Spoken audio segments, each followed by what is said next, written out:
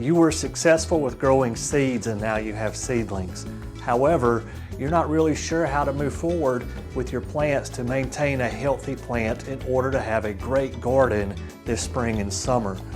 In this video, I'm going to give you my tips, tricks, and hacks on how to keep your seedlings healthy. We'll go over things like temperature control, potting mixes, proper pots, hardening off, and a bunch more. Hi, I'm Dr. Tom Warren, and you're watching The Plant Doctor. Let's get started.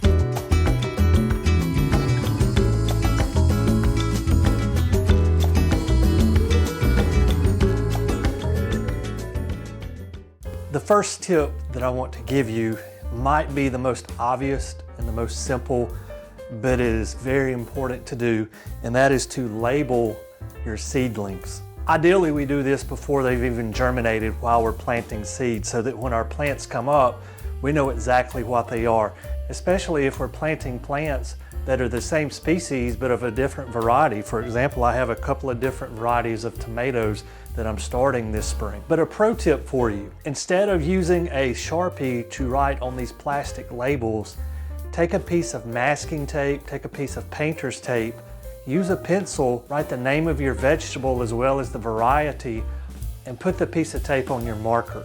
By using tape on our markers, we can use them year after year. This is going to save you time and money. It's also going to help save the environment by reducing the amount of plastic that we're putting into the landfill. Tip number 2 is adequate light for our seedlings. Ideally, we want 12 to 16 hours of direct sunlight on our seedlings in order for them to be healthy. If your seedlings do not get enough sunlight, they'll become leggy and fall over, and you're going to have an unhealthy plant. Even in south-facing windows, it's difficult to get 12 to 16 hours of direct sunlight on our seedlings.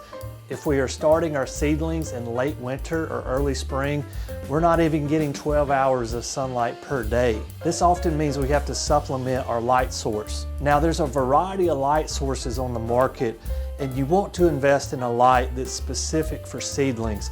Just some random grow light is not sufficient for seedlings. They may be okay for your indoor plants that are mature, but for plants that are still growing and putting on a lot of new growth, the more light we can give them, the better.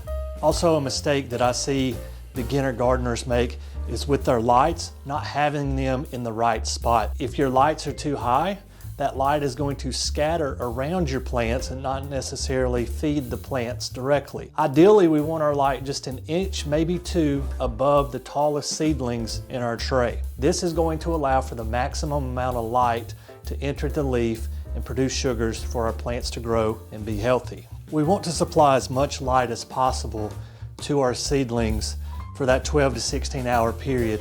One way you can measure your light is to download a Lux app. Lux app is going to allow you to see how much light is being put on your seedlings. Ideally, our seedlings need 20,000 lux or more per day for that 12 to 16 hour window to give them their best chance of being successful. As you can see here, cheaper brand lights do not put out enough lux for our seedlings. We're going to have leggy seedlings if we use a light that is not sufficient.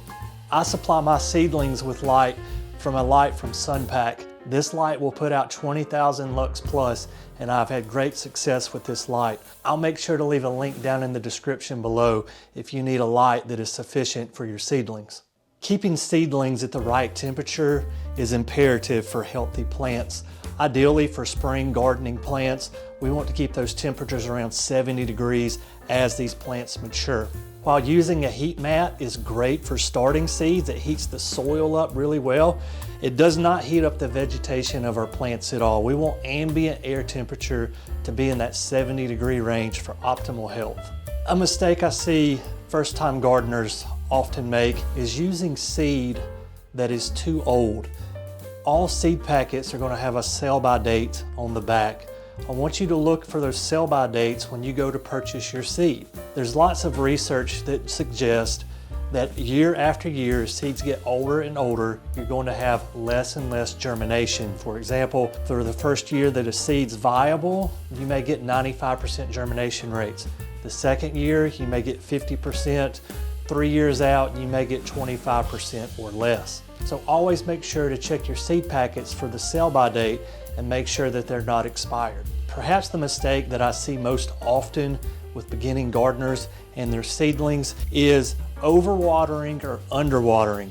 You don't want to overwater because that's going to lead to root rot and some other potential diseases that we're going to have to deal with. But you do not want to underwater either, because that's going to lead to leaf decline and curl up, and the plant will die as well. So what's the optimal moisture range for our seedlings? It's something that I like to call moist, well drained, but not saturated.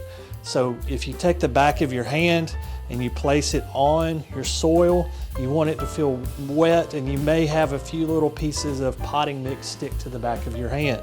If you put the back of your hand on your potting mix and it makes a squishy sound, or you pick up your tray and there's water pouring out of the bottom of your seedling container, you're overwatering your plants. So we want a balance between too much water and not enough water. If you're starting your seeds really early and your seedlings begin to get root bound, so those roots are starting to touch the outer edges of your pot and they're starting to wrap around themselves, we need to bump up our seedlings before it causes health issues with the plant. For example, I'm growing these squash in 4-pack trays. I'm going to remove one of these squash and put it in a 4-inch pot. So you'll want to put a little bit of soil in the bottom of your 4-inch pot before transplanting, so that the depth of the soil will put the top of the root ball about ½ an inch to ¼ inch below the top of your new pot. Once you have your plant in its new pot, simply just add some more potting mix around the edges, lightly pat it in and water, and you're going to have a nice healthy plant ready for spring. A mistake I see a lot of beginner gardeners make is not hardening off their seedlings. Hardening off is the process of slowly introducing our seedlings to outdoor elements. So we've had them inside for several weeks in this 70-degree environment, and we know that's not how it is outside. We have temperature fluctuations, we have light fluctuations, we have wind going back and forth pushing against these seedlings. So on warm days, when the temperature gets up into the 70s or above, take your seedlings and put them outside in the sun for a few hours. This process will ensure you have healthy plants when it's time to plant your garden in the spring. Cups, like the one I have here in front of me, they are great for starting seeds. However, once our seeds are germinated, they're not so great, because we're going to have to start watering our seedlings, and water is going to collect in this cup until the roots are fully saturated and sitting in water all of the time. We want to use containers that have holes in the bottom of them to allow excessive water to drain out. Another reason I see seedlings fail is soil compaction within a pot. Potting mixes by design are very light and fluffy for the most part. Don't use your native soil in a pot.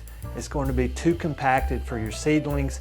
That's going to lead to slow root development. That can also lead to root diseases as well, things like Pythium and Rhizoctonia that we don't want to have to deal with our seedlings. So always use a potting mix and not native soils in your pot to reduce the chance of having overly compacted soils in your pot. I hope this video will help you be successful with your garden this spring. If you have a tip that we did not go over in the video, please leave that down in the comments below. Here we're a community of learners always looking for new tips and tricks on how to make our garden and landscape a better place. Guys, as always, thank you for watching The Plant Doctor. And until next time, happy gardening.